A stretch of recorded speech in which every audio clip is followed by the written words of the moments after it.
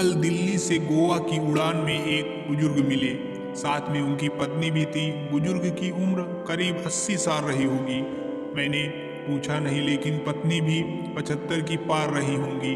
उम्र के सहज प्रभाव को छोड़ दें तो दोनों करीब करीब फिट थे। बुजुर्ग की पत्नी खिड़की की ओर बैठी थी, बुजुर्ग बीच में और मैं सबसे किनारे वाली सीट पर था। उड़ान भरने के साथ ही बुजुर्ग की पत्नी ने कुछ खाने का सामान निकाला और बुजुर्ग की ओर किया।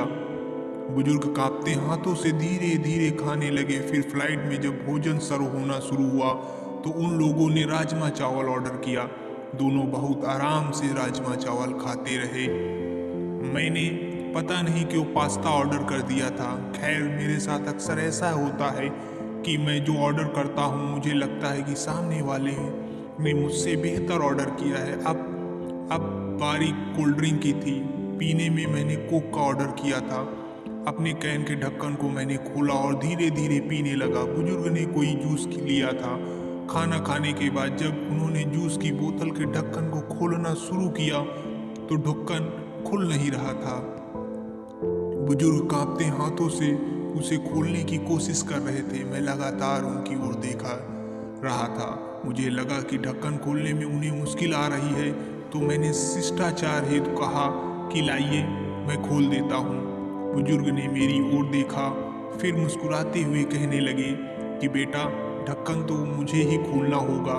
मैंने कुछ पूछा नहीं, लेकिन सवाल भरी निगाहों से उनकी ओर देखा। यह देख बुजुर्ग ने आगे कहा, बेटा जी, आज तो आप खोल देंगे, लेकिन अगली बार कौन खोलेगा? इसीलिए मुझे खुद खोलना आना चाहिए। उनकी पत्नी भी अपने पति की ओर देख रही थी। जूस की बोतल का ढक्कन उनसे अभी नहीं खुला था, पर वो बुजुर्ग लगे रहे और बहुत बार कोशिश करके उन्होंने ढक्कन खोल ही दिया। दोनों आराम से जूस पी रहे थे। मुझे दिल्ली से गोवा की इस उड़ान में जिंदगी की एक सबक मिला। बुजुर्ग ने मुझे बताया कि उन्होंने ये नियम बना रखा है कि अपना हर काम वो खुद करेंगे।